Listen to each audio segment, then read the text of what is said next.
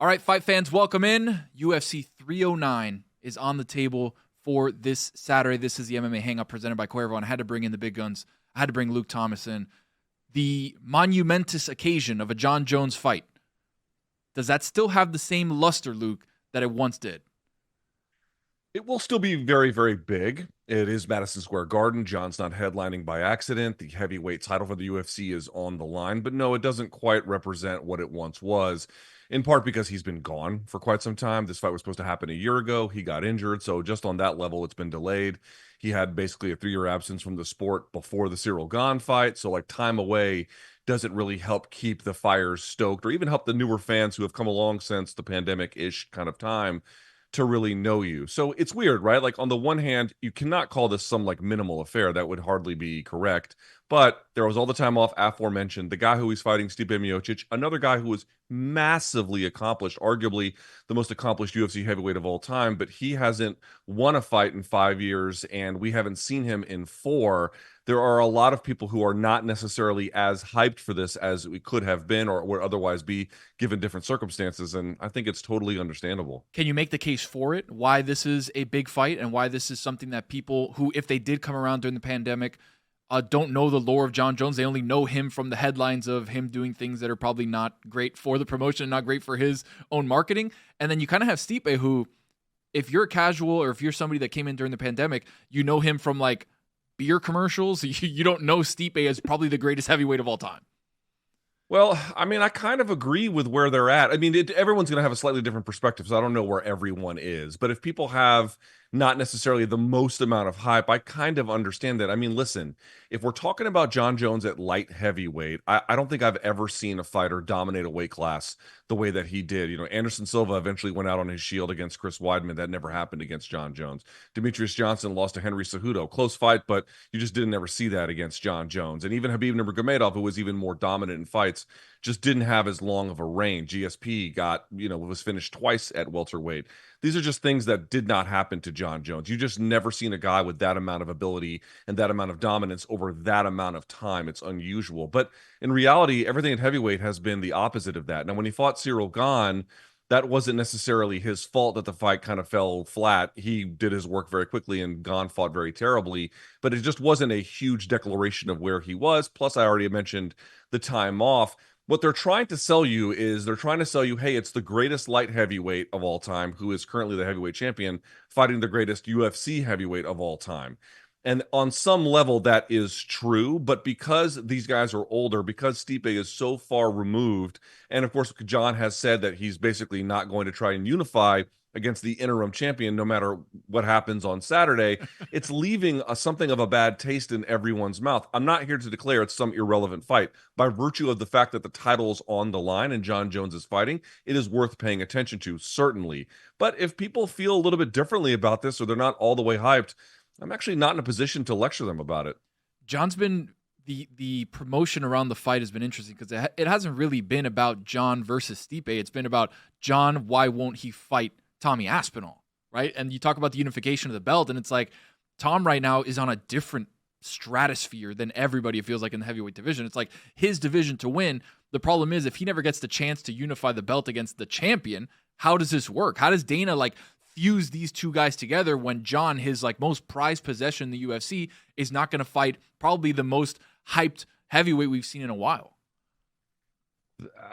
I don't know what to say. What do we do? What do we do? Here's what is likely to happen. I suspect Jon will win this weekend, and either he'll retire or he's going to hunt for a fight against Alex Pereira, the existing 205 champ. Now, whether that will happen, I don't know. That part's a little harder to say, but I do suspect he'll win.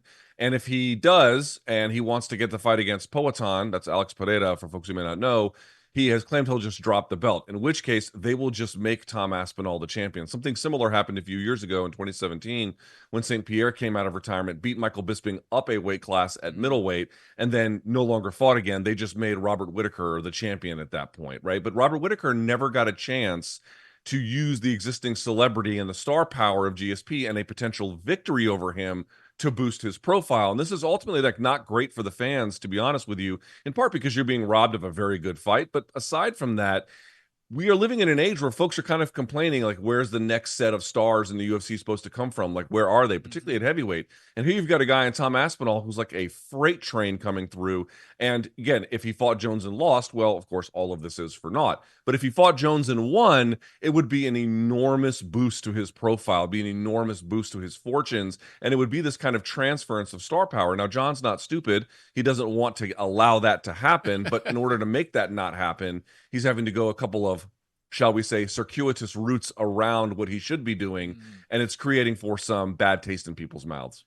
The fight with him and I was surprised to see that he said flat out, no, I'm not going to fight Tom Aspinall. I want to fight Alex Pereira. And I was like, well, things kind of follow a linear path when you're in your division. You don't talk about somebody else unless you're the king of that division, right?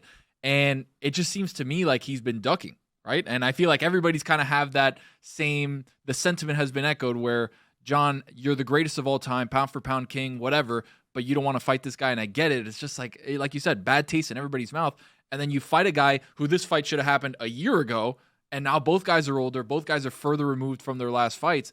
And I saw something where Jon Jones hasn't fought in 500 and some odd days. And then Stipe's been since 2001 when Ngannou flattened him.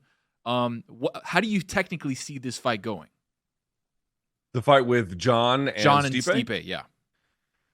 It's a little hard to say, right? In part because what you mentioned about Stipe, he's been gone for so long. And it's like, well, what does the guy look like after 4 years since we've seen him, basically, and then 5 since he won a fight? It's hard to say, but he's 42. Okay.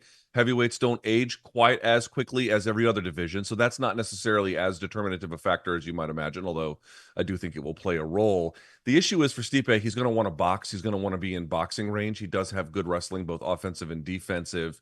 But you got to remember, John's got an enormous reach. He's going to have a reach advantage here. He has very good wrestling himself, although I do think over time his skill set has deteriorated. We just haven't really seen it because he's been gone. But still, I do suspect he'll have very good wrestling. So what I think is probably going to happen is Jon is going to keep the fight at distance. He's going to keep Stipe from being able to get into that close boxing range. He's going to stay off the fence, right? Either the one being pressuring or at a bare minimum using lateral movement to avoid the fence contact unless it's on his terms. And then I suspect he's going to look for a takedown, either from turtle position, right, where you could drag the guy down to his hands and knees, and then you can work from there, or ultimately putting him flat on his back and then a finish with ground and pound. But I suspect it'll be some kind of control position through transition where he's not fully down, he's not fully up, but he can't really move. He's somewhat immobilized. And I suspect from there, Jon will finish him off probably third-ish round. I will say, power is the last thing to go. A Stipe Miocic win is not insane to consider. MMA is volatile, and there are some questions on both sides. But all things being what they were and are, I suspect Jon gets his hand raised on Saturday.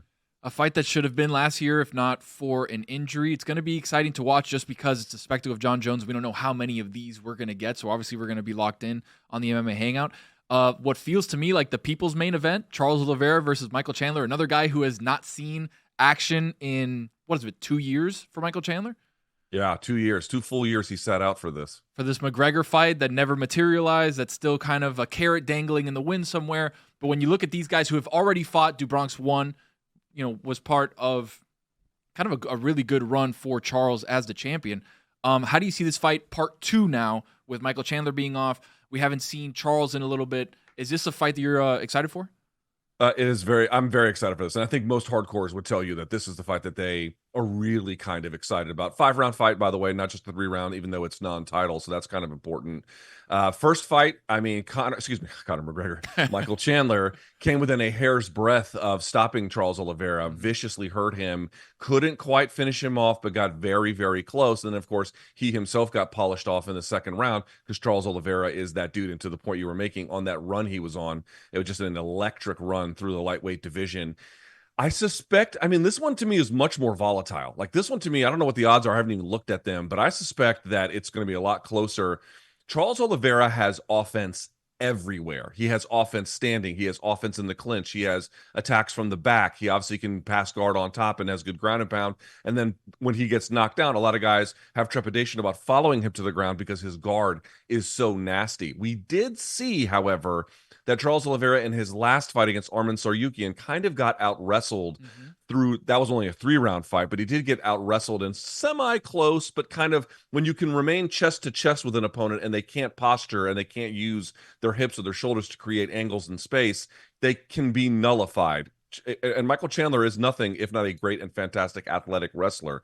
You could see something like that. He did that to Dustin Poirier. Also a fight Michael Chandler lost, but nevertheless, you saw some rounds look that way. I still think that skills win fights and offense wins fights. So Charles Oliveira by a hair in my margin, but this one, much more of a coin flip, much more chaotic. Should be a lot more fun. DraftKings has it at Charles Oliveira minus 258. So decent. It's a little high in my judgment. But again, Chandler's been off for 2 years. What has he been up to? What kind of shape is he in? I'm sure he'll be in good shape, but ready to take on Charles Oliveira again. It's a tough assignment no matter what. And the last time we saw him, I think it was at Madison Square Garden in 2022 when Poirier got him in a ghillie, didn't he? Or was it a rear naked choke? Rear naked choke, but yes, a blood and guts kind of affair, which Chandler was doing well in. But, that late kind of inability to polish the guy off, or, same thing he did with Oliveira, not quite closing the show against some of these tough guys has hurt him a little bit. It's going to be a super fun fight. And then we've got really quickly Bo Nickal versus Paul Craig. The skyrocketing of Bo Nickal, it feels like they've been giving him guys that he's been able to kind of do away with pretty easily. Paul Craig, obviously very good on the ground. Bo Nickal minus 1,100 favorite. Is there anybody that they can give to Bo Nickal right now that he's not going to beat? Yes, but I don't know if that's a good idea. I mean, you need to move through the ranks. Some guys can go quicker, some guys will go slower. It's not like there's one speed, but the development has to be appropriate relative to your level of readiness. Otherwise, your development can get messed up. You push guys too soon. Pride used to take these guys who were, for example, like Olympic gold medalist in judo or Olympic gold medalist in wrestling, and they would just feed them to the wolves. They would feed them to the top guys in MMA, and it would totally destroy them. So you're like, oh, well, this guy's a gold medalist, and he's got combat sports experience of the highest order. Surely he'll be able to take on our MMA champion, and then they would get wrecked. It's a very bad idea. They're not doing anything like that. In fact, it's kind of the opposite. To the point you raised about the odds, Paul Craig is fun because he's got a really dynamic guard. Not a lot of head movement. He's not the same athlete that Bo Nickal is, a 3-time national champion Division I wrestler out of Penn State. I mean, he's going to blow the doors off of this guy unless he makes a cataclysmic mistake. However, up the food chain at 85, I do think it could get interesting. We'll see what happens with Khamzat if he gets a title shot or not. But I think there's some guys further up that line that are going to give him a run for his money. However, to your point, he's got what seems like he's the real deal Holyfield. He just has to prove it on Saturday and beyond. 309 is going to be fun at Madison Square Garden. Last question here. Are we worried about 310? Shavkat Rakhmonov was supposed to fight Bilal Muhammad. Bilal Muhammad now out with a toe infection. Nasty. I saw it on social media a couple weeks ago. Are they talking about Kamaru Usman? Like, because this is the end of the year fight in Vegas for December. It would have been fun to see Bilal and Shavkat. What are we looking at now? The latest that I've seen is a potential fight between Shavkat Rakhmonov and Kamaru Usman. There's one direction they could go. Nothing is solidified. I'll be honest with you. I don't think it really matters who they put up against Shavkat Rakhmonov. I think he smokes him. Yeah. I mean, again, for folks who don't know, not only is he undefeated, I think, 17-0 at this point, all of his wins in MMA come via finish, including all of the wins in the UFC. A hammer among hammers, if ever there was one. His ascendancy, in my judgment, is a foregone conclusion, but they still need to give him somebody who can be a good test. Usman seems to fit that bill. There's a couple other directions you could go. Some folks saying Jack Della Maddalena, but I don't think they want to cannibalize their contenders, so I think it probably will end up being someone older, maybe a Colby Covington, maybe a Kamaru Usman. But again, if you've never heard the name Shavkat Rakhmonov, it's a mouthful. Remember it. That dude's going to be on top for a while. He's like if Khamzat was reliable. Yes, and you get to your point. Shows up, doesn't cause controversy, and then when it gets time for fisticuffs, I mean, he is sending people to the land of wind and ghosts. A terrifying fighter. Luke Thomas, thank you so much, brother. Plug your stuff on the way out. Morning Kombat, all your YouTube channels, do everything. Yeah, I got a podcast, Morning Kombat, youtube.com/Morning Kombat, 2 times a week. And if you want to get to me on YouTube, youtube.com/Luke Thomas. Follow me. Luke, thank you, brother.